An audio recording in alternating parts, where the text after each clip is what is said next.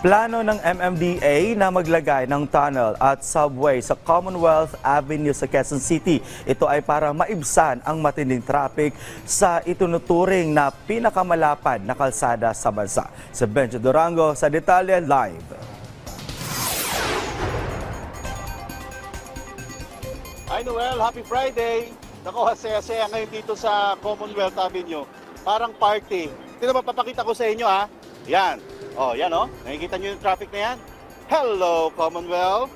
Nako, dito ako ngayon sa pinakamalapad na kalsada sa buong bansa, Commonwealth Avenue. Pero, tignan nyo naman, medyo moving na ngayon. Pero kanina, bago tayo umere, parang malapad na traffic area.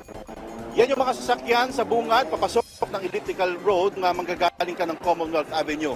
Samantala, sa isang nating live nakuha, yung second cam natin, kung may bubuto ninyo dyan, ay makikita naman itong hulihan ng traffic na yan palabas ng Commonwealth Avenue. Ayan o, tukod, di ba? Yung kabila naman yan ay ganun din ang eksena. Papunta naman ng Fairview, northbound lane. Nako, traffic din. Medyo moving ng konti, pero bandang minsan ay ipon dito sa may bandang unahan. Ito ang sakripisyo ngayon ng mga commuter na nagdaraan dito sa Commonwealth Avenue dahil na rin sa maraming factors. Una na dyan, Noel, yung construction ng LRT, kaya may mga linya na hindi pa nagagamit na nagdudulot ng pagsisikip ng daloy ng mga sasakyan. Pangalawa naman ay ang volume ng mga sasakyan.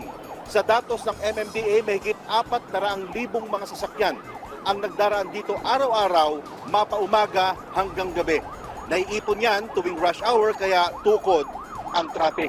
Dahil dito, plano ng MMDA sa tulong ng DPWH na maglagay ng tunnel at busway dito sa Commonwealth Avenue. Pinag-aaralan pa lamang nila ito ngayong linggo.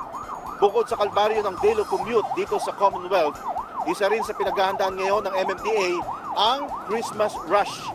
Ilan sa usual routine ng MMDA tuwing sasapit ang ganito panahon ay ang pagbabawal sa mga paghuhukay at adjustments sa mall hours.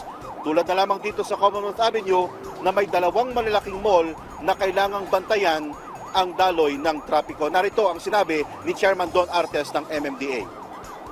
Una-una dyan yung ating pong prohibition sa diggings pag malapit na ang Pasko.